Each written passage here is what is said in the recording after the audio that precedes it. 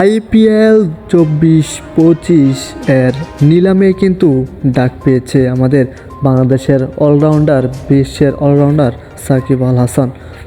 তো অবশ্যই দেখা যাক কতটুকু সম্ভাবনা আছে এই নিলামের মধ্যে সাকিব আল হাসানের।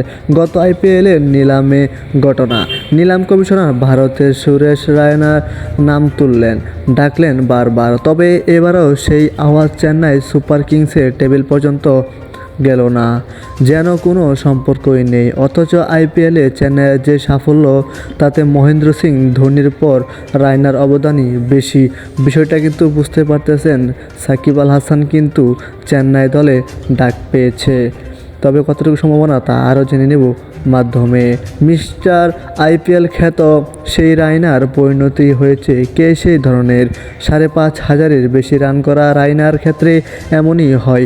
থাকলে সামর্থ্য তলানির দিকে থাকা দিয়ে অবশ্যই কী অবস্থা হতে পারে ভেবে দেখুন তো একবার। সাকিব আল হাসানের কিন্তু চেন্নাই সুপার কিংসে খেলার সম্ভাবনাটা রয়েছে কতটুকু। বিদেশ ক্রিকেটারদের জন্য বিষয়টি কিন্তু আরও কঠিন। এবারের নিলামে সেই কঠিন পরিস্থিতির মুখোমুখি হতে পারেন বাংলাদেশের অলরাউন্ডার সাকিব আল হাসান। বাঁহাতি এই অলরাউন্ডার বয়স 37। এর চেয়ে বড় বিষয় বর্তমান সময়ে ক্রিকেটার সাকিবের পারফরমেন্স নিয়ে কিন্তু বিষয়টা অন্যরকম। T20 ক্রিকেট থেকে অবসর নেওয়া সাকিব সর্বশেষ 24 ইনিংসে 50 করেছেন মাত্র একটি, সেটা চলতি বছরে T20 বিশ্বকাপে নেদারল্যান্ডসের বিপক্ষে। যুক্তরাষ্ট্র ও ওয়েস্ট হওয়া বিশ্বকাপ কন্ডিশন ছিল স্পিনারদের জন্য সহায়ক।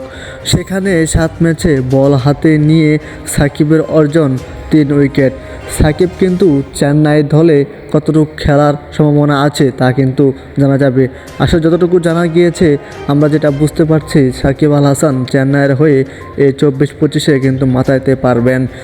আর সাকিব যে স্ট্রাইক রেটে ব্যাটিং করে থাকেন, সেই একই স্ট্রাইক রেটে ভারতীয় কোনো ব্যাটসম্যানও ব্যাটিং করতে পারেন, এবং কি বাঁহাতি স্পিনও খুব ভয়ঙ্কর তাও নয়।